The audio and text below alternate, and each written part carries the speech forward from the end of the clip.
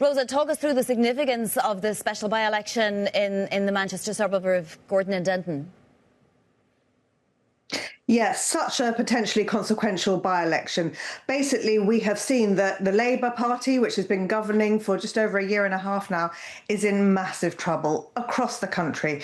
If they can't hold on to seats like this in their heartland in Manchester, then they really are in trouble everywhere.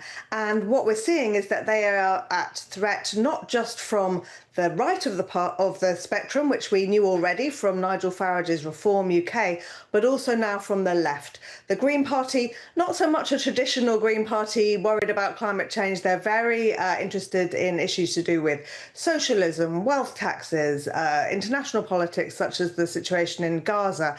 And Labour MPs will all be worrying that if they could lose this constituency, won't they lose theirs now next time around? It will have been a boost to Reform as well to have come in runner-up, right? Labour was third in this election and, as you say, a very divisive election. So are there any lessons to be learned for, say, Greens or Reform when it comes to what makes people turn out? I mean, it was a 48% turnout. It was quite high.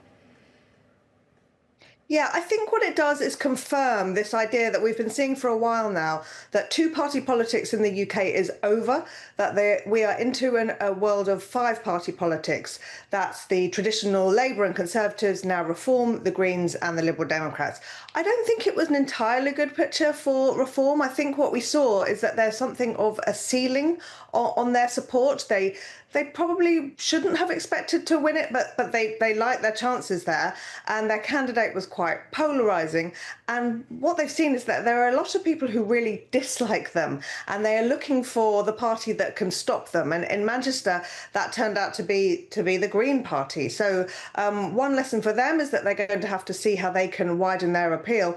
As for the Greens, they told me, I was in Gorton and Denton last week. I chatted to the candidate, and she told me that she thought that what had stopped the Greens being a national party in the past was this idea that it was a wasted vote to vote Green, that they couldn't win nationally. And now that's been exploded out of the water. This was not a target seat for them. They did not have infrastructure. They didn't even have any local councillors representing that seat.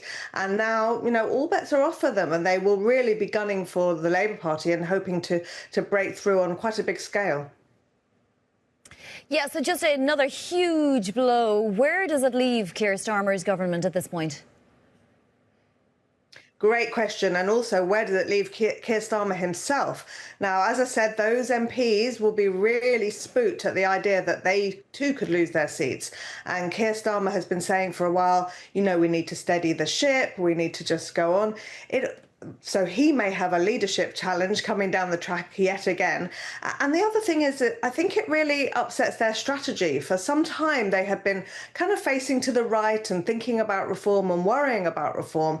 Now they're going to have to worry about their left flank and those MPs in the party who are saying, come on, we need to offer something to people on the left, perhaps leaning left economically, putting through some of those policies that they like scrapping student tuition fees. Students really like the Greens. Their voices are going to have to be heard. And so we may see the whole direction of the government tilting towards the left.